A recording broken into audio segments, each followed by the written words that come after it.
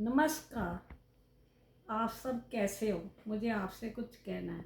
बहुत साल पहले हमारे घर में ट्यूशन सेंटर था। मेरी बेटी बेटा मैं सब पढ़ाते थे और बहुत बच्चे आते थे। सब बच्चे बहुत खुश रहते थे, अच्छा अच्छा पढ़ते और चले जाते। एक दिन एक बच्चा आया, अपने मम्मी पापा के साथ आया था।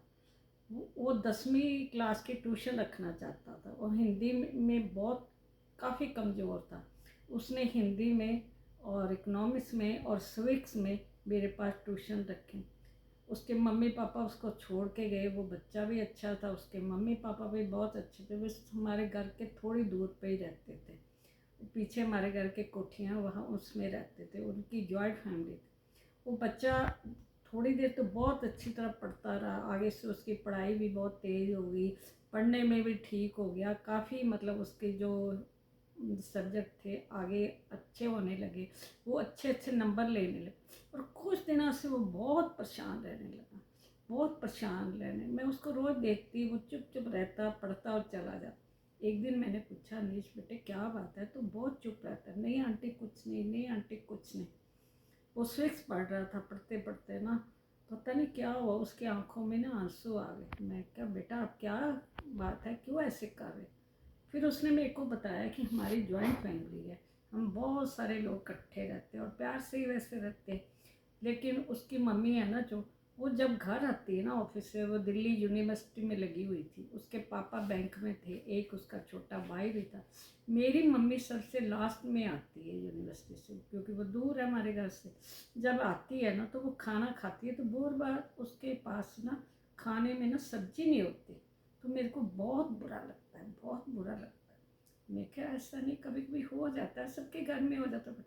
कहता नहीं, मेरी मम्मी के लिए हमेशा सब्जी कम हो जाती है। मैंने बहुत उसको समझाया, फिर वो उसके ना ये दिमाग से बात निकल ही नहीं रही। वो पढ़ता था लेकिन उसका ध्यान पढ़ाई में नहीं होता, उसका ध्यान अपनी मम्मी की तरफ ही होता। मैंने एक दिन उसको कुछ नहीं कहा। मैंने उसकी मम्मी को फ़ोन किया कि आप और उसके पापा ना एक दिन आइए और मेरे से मिलिए, मैंने आपसे कोई बात करनी। वो एक दिन आए तो मैंने उनको बोला आप अंदर बैठिए, मैं आ रही। मैं जब अंदर गई तो वो बोलते ऐसी कौन सी बात है जो आपने बुलाया? मैं क्या ऐसी कोई बात तो नहीं, मैं अनीश को अभी बुला रही हूँ, आप उसके सामने बात कीजिए, क्योंकि वो बहुत टेंशन में है। कहते ऐसी तो हमारे घर में कोई बात ही नहीं हुई, जो मतलब वो परेशान है। तो उसको बुलाइए। वो अंदर आया कमरे में।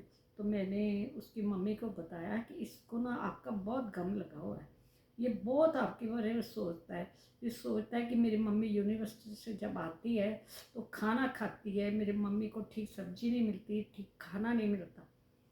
वो कहती नहीं, हमारी जॉइंट फैमिली में तो ऐसा कुछ नहीं है। तो उसने अपने बेटे को पूछा कि तेरे को क्या लग रहा है? कहता मम्मी जी मेरे को बात लग रही है और बहुत दिन से चुभ रही है। उसने समझाया बेटे कोई नहीं, जॉइंट फैमिली है। वैसे भी कोई घर में भी बहुत बार ऐसी होती है कि सब्जी कोई खा लेता है या कम हो जाती है, लेकिन हमारे घर वालों कोई ऐसा विचार नहीं है जो मेरे लिए खाना ना रखे या मेरे लिए सब्जी ना रखे या मेरे लिए कोई चीज़ ना रखे। तेरे को पता है हम सबको तो सब कुछ मिलता है, सब ठीक ठाक बढ़िया ही है। वो कहता नहीं, मेरे को महसूस होता है। तो वो ना उसकी मम्मी कहती नहीं बेटा ऐसी कोई बात नहीं। उसने अपने बेटे को बहुत समझाया, वो बच्चा मान ही नहीं रहा था। फिर उसने समझाया भी ऐसे नहीं होता बेटा, सब कुछ सबको मिला। तेरे को कभी कमी हुई, तेरे पापा को हुई, तेरे भाई को हुई, मेरे। वो कहता नहीं, कहती बेटे तेरे सोचने का तरीका है कुदरती। उस दिन जिस दिन कभी सब्जी कम हो गई या तूने ऐसे खाते हुए देख, वो कहते उसको ना पहले समझ। उसकी मम्मी उसको गले लगा लेती है और जोर जोर से रोने लगती है। उसको लगता है कि मेरा ना बेटा मेरे लिए कितना सोचता है।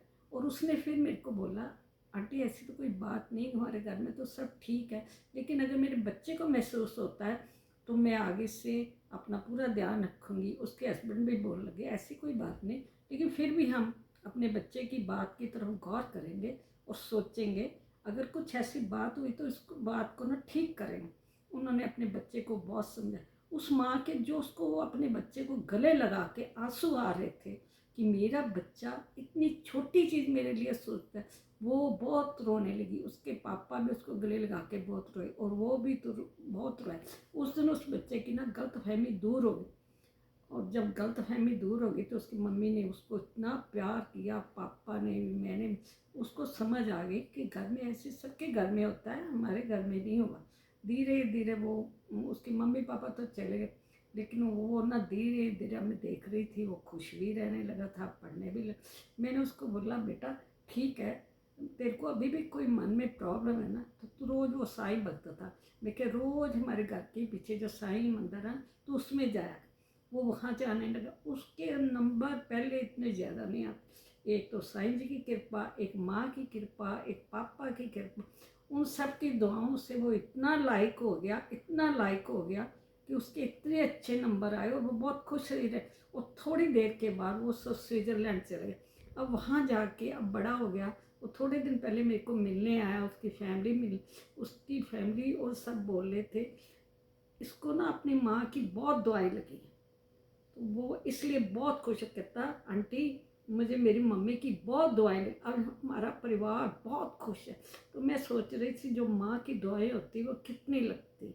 वो बहुत खुश गया, कहता मेरा वहाँ बहुत अच्छा व्यापार। उसकी बीवी भी कहने लगी, सब बहुत खुश है।